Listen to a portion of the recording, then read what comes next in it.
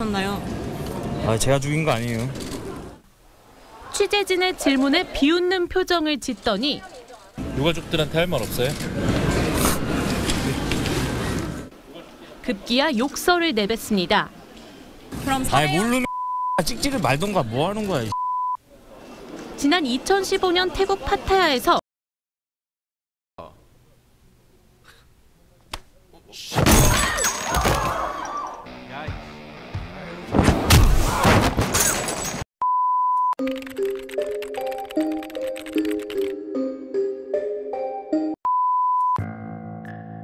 (2015년 11월) 태국 대한민국 대사관으로 한 남자의 제보 전화가 걸려온다. 아는 형이 약에 취한 상태로 피해자를 폭행하여 살해했다. 내가 말려봤지만 소용없었다. 라는 제보 내용이 담긴 전화였다. 피해자가 누구고 시신이 어디에 있냐라는 물음에는 횡설수설 답변을 피하였고 가해 남성의 이름만 정확하게 말하였으며 시신은 파타야 어딘가에 있을 것이다 라고 한 뒤 전화를 끊었다고 한다. 제보자가 말했던 아는 형은 윤명균이었고 한국 영사 경찰은 윤명균을 설득하여 태국 경찰에 자수시킨다. 체포된 윤명균의 진술을 토대로 피해자의 시신을 찾으러 가게 되는데 시신은 태국 파타야 고급 리조트의 개인 주차장 차 안에서 발견된다. 시신은 모자와 선글라스를 착용한 상태로 차 안에 앉아있는 모습이었는데 시신을 차에서 꺼낸 경찰은 참혹한 모습에 놀라게 된다.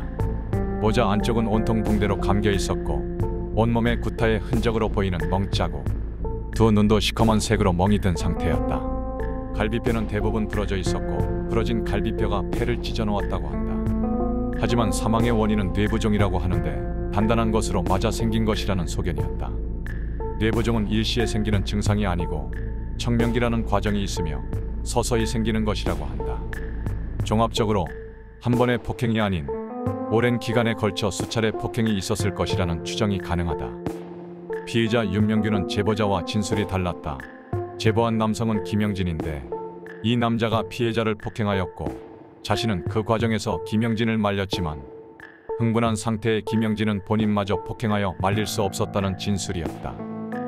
서로 상반된 진술을 하였는데 제보자 김영진을 추적해본 결과 제보 전화 직후 베트남으로 떠난 것이 밝혀지게 된다. 시신으로 발견된 남성은 1991년생 한국 남성 임모 씨였다. 그렇다면 임모 씨는 왜 머나먼 태국에서 시신으로 발견된 것인지 알아볼 필요가 있다. 임모 씨는 한국에서 컴퓨터 프로그래밍을 공부하며 개발자로 일했던 청년이라고 한다. 학창시절 또래 친구들보다 머리가 좋았으며 프로그램도 가장 잘 만들던 학생이었다고 전해진다. 하지만 어려운 가정 형편으로 회사를 다닐 때도 매우 궁핍한 생활을 이어갔다고 하는데 이때 피의자 김영진이 접근한 것으로 추측된다. 김영진은 큰돈을 주며 임모 씨를 유혹했고 임모 씨 또한 한국에서 김영진이 부탁하는 일을 봐줬더니 회사에서 버는 돈에 비해 큰 돈을 벌 수 있었기 때문에 김영진의 유혹에 넘어간 것으로 보여진다. 하지만 임모 씨의 주변 친구들의 증언에 따르면 임모 씨는 처음에 김영진의 일을 거절하려고 했었다고 한다. 하지만 나중에 태국에서 임모 씨가 발견된 것으로 보아 거절 이후에 김영진은 더 큰 제안을 했고 이 제안을 임모 씨가 거절하지 못한 것으로 추측되긴 한다. 김영진이 하는 일은 불법 도박 사이트 운영이었고 임모 씨에게 부탁한 일들은 도박 사이트에서 수익이 날 수 있는 알고리즘 등을 개발하는 일이었던 것으로 추정된다. 경찰은 임모 씨의 통장 기록을 확인해 보았는데 2015년 3월 이후에는 특별한 입금 내용이 없는 것으로 보아 그즈음 다니던 회사를 그만둔 것으로 보이며 2015년 9월 7일 가족들도 모르게 태국으로 입국하여 김영진을 만나게 된 것으로 추측된다. 이때 태국으로 함께 입국한 사람이 있는데 웹디자이너 A씨였다. 이들은 9월 7일 공항에서 처음 만난 사이라고 알려졌으며 태국에서 같이 일하게 된다. 태국 생활. 태국에 도착한 이들은 태국 모처에 있는 김영진의 오피스텔에서 도박 사이트를 운영하는 업무를 진행했다고 한다. 이들 외에 이들을 관리하는 남 아무개라는 인물도 여기서 등장한다. 남 아무개는 이들과 함께 숙식하며 이들을 감시하는 역할을 맡은 것으로 보인다. 이들은 도착한 다음 날부터 프로그램을 빨리 개발하지 못한다는 이유로 윤, 김, 남에게 폭언 및 폭행을 당하며 감금된 생활을 하게 된다. 이들은 이러한 생활을 견디지 못하고 도착 한 달 후인 10월 7일 탈출을 감행하게 된다.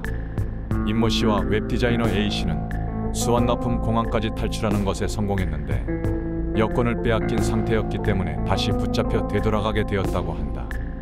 이날의 일을 오피스텔 주변에서 식당을 운영하는 한인 사장이 증언하기를 도망가던 두 사람을 잡아온 뒤 본인이 운영하는 가게에서 밥을 먹였는데 한 번만 더 도망가면 죽여버리겠다는 대화를 들었다고 한다. 이후 감시와 폭행은 더욱더 심해졌고 10월 12일 웹디자이너 A씨는 한국 대사관으로 탈출하는 것에 성공한다. 이때 대사관 영사의 말에 따르면 A씨는 매우 다급했고 신발도 한 짝만 신고 있었다고 한다. A씨는 감금 폭행을 당하던 중 탈출했다고 말하며 지금 본인과 같은 상황에 놓인 다른 사람들도 있다고 말했다고 한다. 하지만 A씨는 택시를 잡아타고 무작정 탈출했기에 정확한 위치는 기억하지 못했고 이미 A씨를 태우고 온 택시기사도 사라져 버린 상황이라 추적이 어려웠다고 한다. 추후 A씨의 증언에 따르면 본인은 한국에서 웹디자이너 일을 하며 월 150에서 180만 원 정도 인건비를 받았었는데 김영진이 2주간 일을 도와주면 250만 원을 주겠다고 설득했다고 한다.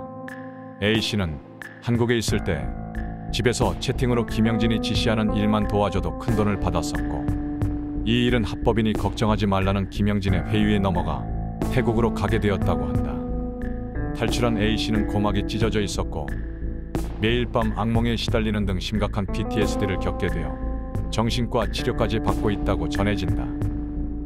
혼자 남게 된 임모 씨는 SNS를 통해 친구에게 자신의 처우에 대해 알렸는데 친구의 증언에 따르면 당시 임모 씨의 눈 주위는 알아보기 힘들 정도로 멍이 들어 있었으며 눈동자에 실핏줄도 모두 터져 있었다고 한다.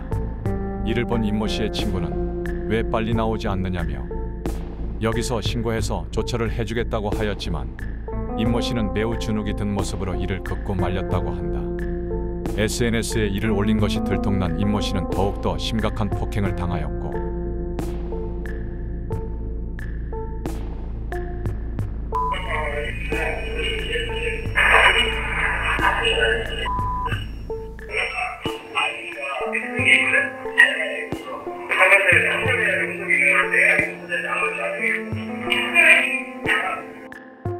이때 김영진은 임모 씨가 자신들의 데이터를 빼돌리는 것으로 의심하며 심각한 구타를 가했다고 전해진다. 김영진, 윤명규는 뽕쟁이였다고 하는데 뽕쟁이들은 뽕에 중독되면 특정한 성격 및 행동 변화가 일어난다. 그중 나타나는 현상으로 의심병, 왜곡된 지각, 편집증적 사고, 위험 행동의 증가, 공격적이며 폭력적인 행동 등이 있는데 아마 뽕을 처맞고 사리분별 못하며 근거 없는 의심을 하고 피해자를 폭행한 것으로 보인다. 후에 김영진은 임모 씨의 여자친구에게 전화하여 임모 씨가 당신과 성관계한 영상을 보유하고 있으며 이를 유포하겠다라고 협박을 했다고 하는데 그때 요구했던 것이 한국에 있는 윤모 씨의 컴퓨터 본체였다고 한다. 나는 개인적으로 이러한 행동도 뽕쟁이의 의심병, 왜곡된 지각 특성이 발현된 것이 아닌가 싶기도 하다. 11월 15일부터 11월 19일까지 임모 씨가 변하는 모습을 보면 가면 갈수록 상태가 심각해지는 것을 볼 수 있다.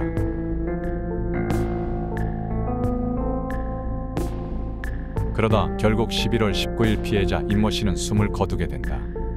뽕쟁이들의 비겁한 변명. 이들은 앞서 다뤘듯 서로에게 잘못을 뒤집어 씌우며 서로 자신이 때리지 않았다고 주장했다. 윤명균의 진술서의 특징을 보면 그전부터 예전부터 상태가 좋지 않았다 라는 진술 내용이 많은데 이런 진술서 내용으로 미루어 짐작해보면 개인적인 생각이지만 살해당하던 날 11월 19일 마지막으로 폭행을 가했던 사람은 윤명균이 아니었을까 생각이 든다. 하지만 직접적인 사망의 원인은 내부종이었고 앞서 언급했듯 내부종은 일시적으로 찾아오는 것이 아니므로 김영진, 윤명균, 남아무개 3명 모두가 살인자라는 생각이 든다. 김영진은 대사관으로 제보한 후 베트남으로 떠났다고 말했었는데 이때 남아무개도 같이 베트남으로 도망친 것으로 알려졌다. 하지만 남아무개는 후에 한국으로 돌아와 자수하는데 남아무개의 진술은 이러했다. 자신도 피해자고 맞아서 한쪽 눈이 실명하였으며 11월 19일 당시에는 김영진으로부터 전화를 받고 현장으로 갔을 때 윤명균이 임모 씨를 폭행하고 마약을 하며 유유히 사라졌다는 진술이었다. 그리고 나는 잘못이 없으며 오히려 임모 씨가 도주할 수 있음에도 도주하지 않아서 죽은 것이라는 진술을 한다. 적에 내가 통화를 했을 적에도 아빠 저는 아무 잘못 죄 없어요. 거꾸로 말하는 거는 걔가 잘못했다는 거 얘는 도망갈 수 있었는데 왜 도망 안 간다는 거예요. 거꾸로. 여건이 없잖아요. 네? 여건이 없잖아요. 여건하고 무슨 상관이 있어요. 막말로. 거기서 충분히 도망가도 되지 막말로. 그리고 누가 하는가 걔는 도망 나왔잖아요. 이 뭔 개소리야!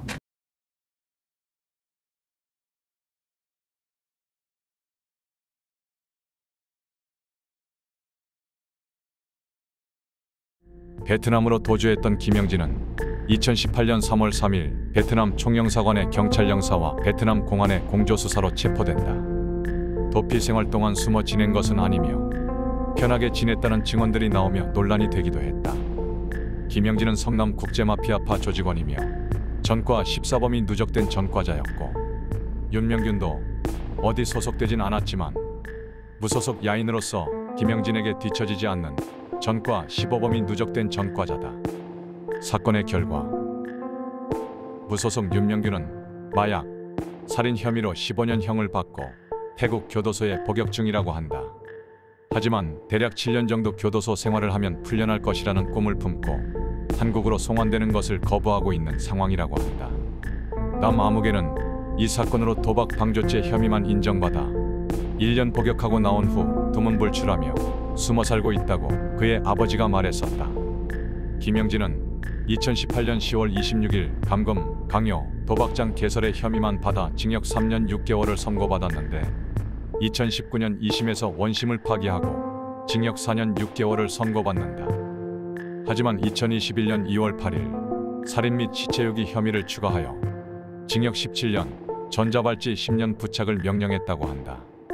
이는 김영진이 재버 후 바로 베트남으로 도주한 정황 등으로 김영진이 임모 씨를 살해한 것으로 판단해서였다고 한다.